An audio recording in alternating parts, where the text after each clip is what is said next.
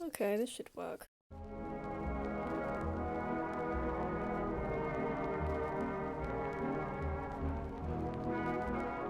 Hello. Yes, it is me. I'm here. I haven't uploaded in probably a year. Sorry.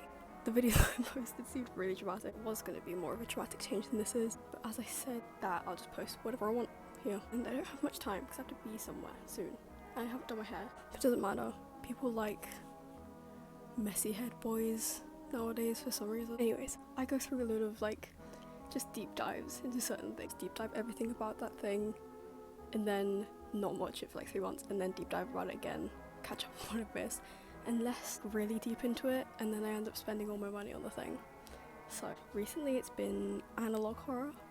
I didn't know much about it, but I was watching Game 3 videos on like Mandela Catalogue and Walton Files and the Backrooms and things, and I just took over my brain. It's fascinating because there have been things that have been scary on the internet, obviously. I mean fake things that people have made to be scary, not just like actual things. Especially on like YouTube. Obviously it's a video making platform, as I'm doing right now. Me being a young person who has obviously been on the internet for a while now, not as long as other people, but probably if you're older and you have been on the internet for a while, you're probably not on the same sort of paths that I was on, which is the nerd path, obviously. Me regularly watching YouTube and internet things for, I'd say probably almost about 10 years. There's been things on the internet and on YouTube like Salad Fingers and Don't Have Me I'm Scared. They were great to deep dive as well. Anyway, but we've had those things, and obviously it scared a load of people. I don't know how scary it is for a grown mind, because I watched them when I was younger. Obviously me and the people who are around were scared because we were kids, obviously. I've gotten older, obviously I'm not like some wise person or something, but the things that like actually scares me are the more psychological horror sort of things, which kind of started with Doki Literature Club. Things in that realm where it was scary on the surface, but once you get into it, then it gets more scary. You're put in the perspective of the person in the horror thing by being put in situations which you would be in normally. Of like, this is what would happen if you were in a scary movie or a horror movie or a horror situation. You kind of know it's not real. The game was made for that in Doki Literature's sense, but you never really know.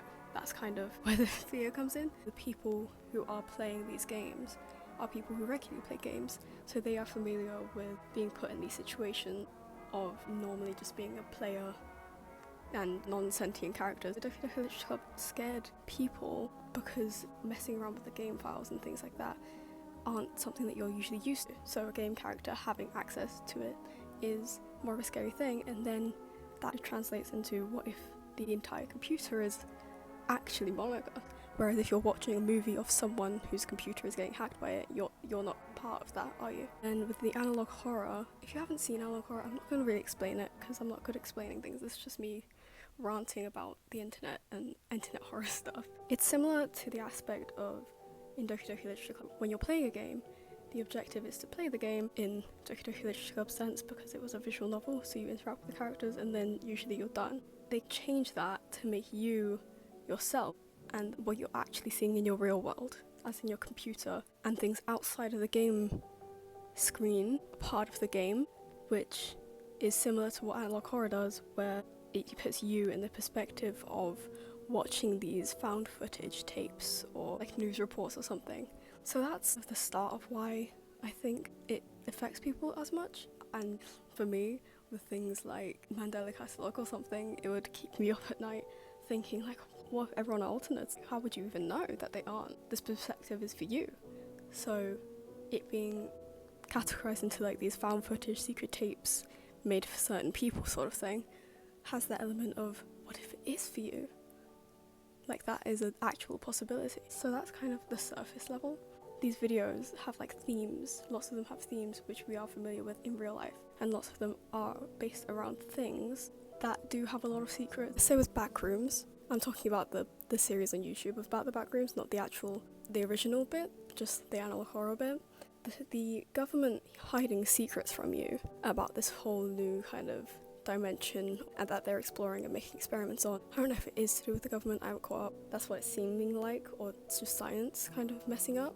That doesn't seem like a very far-fetched thing to happen. So if I did wake up one day and see a news report or a YouTube video that told you that, like an official news channel telling you that, I would believe it, because that's the kind of world that we're in right now, with a lot of things being uncovered as well with the internet and the lack of security and things. So if something did leak like that, I don't think lots of us would be surprised. Like, as surprised as we probably should, is what I mean.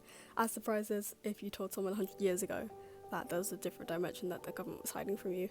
If we take that, then it makes sense why some of these internet horror things are scary. Lots of them are based on technology, which we are very aware of now, especially the people who are watching internet horror things, obviously, on the internet. And we are aware that that has a sense of uncertainty to it as well, especially the internet. I've got like a journal that I've written down things in. I wanted to just say this bit because I couldn't find a natural way to say it. Of course, we would find the themes of TV, natural disasters / invasions, religion, undiscovered species and technology more realistic to be scared of than ghosts or zombies. Or it makes sense for horror to take a shift, for things to be about modern things that kind of we have no idea about, like religion, which is probably why Mandela Catalogue does a good job, because it has a sense of a kind of an explanation for what religion might have stemmed from and how it might be affecting us today. Obviously in a different universe setting, but that could be true.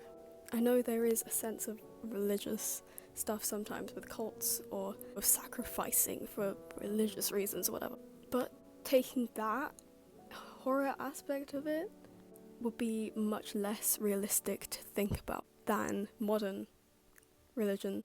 A lot of religious stuff is very contradictory and there's lots of gaps, or just nobody knows anything. So if something did come out and explained why religion is like this, and it could be either something small or something big like aliens, it kind of would explain a lot of the things around us. So watching these videos that explain these things or it uncover secrets that you have to find out, a lot of the time in analog horror series it shows you the surface video, but you have to go even frame by frame, editing or just piecing together storyline as if you're the one who is uncovering all that. If some government did have some sort of leak of these videos, people would have to piece them together, maybe not in the way that we're doing now with like finding unlisted URLs or like syncing up videos. So that's kind of a fun bit, kind of another aspect to why it's become such a fandom thing. A lot of people like to deep dive, a lot of people like mysteries, a lot of people like working things out, a lot of people like just watching other people do it. There's a lot of things that kind of make sense to why it's become such a big thing, and I think it's going to become more of a big thing. If you want to get into analog horror, I'll put some links in the description of ones that I recommend. If you're small walnut brain like me, then you can watch explanations of them after you've watched them from Game Theory.